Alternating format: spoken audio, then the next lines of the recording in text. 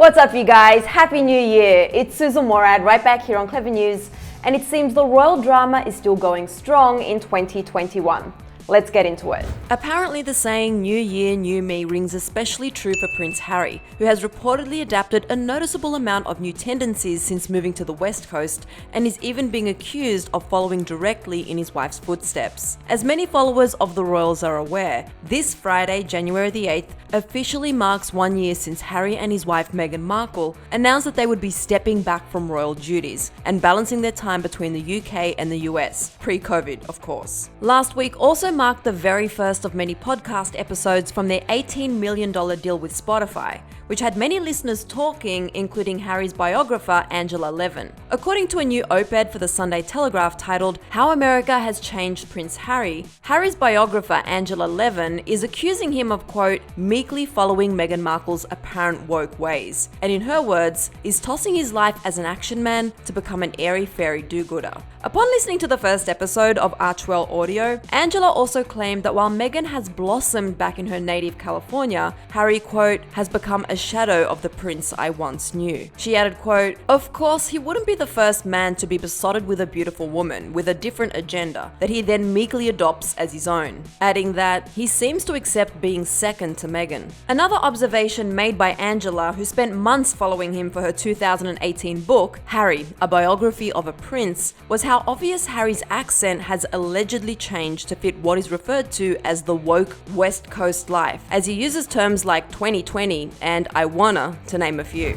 Welcome to our 2020 holiday special from Archewell Audio. I'm Harry. And I'm Meghan. As we all know, it's been a year, and we really want to honour the compassion and kindness that has helped so many people get through it.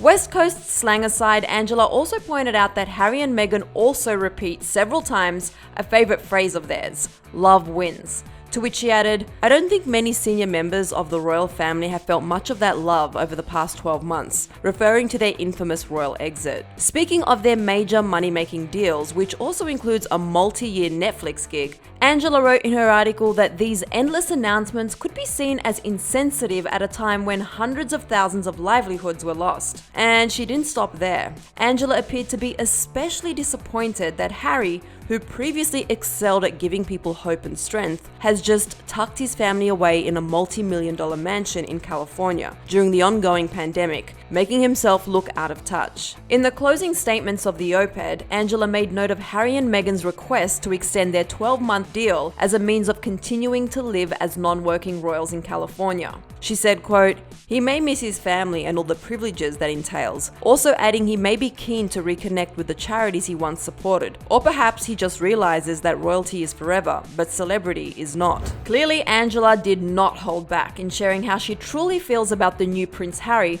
but it seems the couple is also still on rocky terms with the royal family. Back in November, we reported that Harry was excluded from the Remembrance Day ceremonies held in London to honour the end of World War I. However, new reports this week claim that rather than palace officials, it was solely the Queen's decision to exclude Harry's request to have a wreath laid for him during the annual event. The Daily Mail reported, quote, it's one of the most important dates in her calendar and nothing is done without her knowledge. And what's more, she actually had very strong views on the subject. Another source confirmed that sentiment, adding, while she has enormous admiration for Harry's achievements both in and out of the military, this was seen as an example of his lack of understanding at what it means for him to be a non-working royal. The insider further explained that the Queen's stance on coming in and out of the royal institution is pretty set in stone, explaining, either you're in or you're out, and that Harry was reportedly told back in January by her that you work for the monarchy. The monarchy doesn't work for you. The verdict is still out on whether Harry and Meghan's request to extend Megxit will be granted, but for now the odds aren't looking too promising. As always, we'll be sure to update you guys when more information becomes available. And for more on Harry and Meghan, you can click right over here for another clever video. Then be sure to let me know all of your thoughts on this war of words against Harry and his recent actions in the comments section below. I'm your host, Susan Morad. You can find me on Instagram at Susan_Morad. I'll catch you later. Bye guys.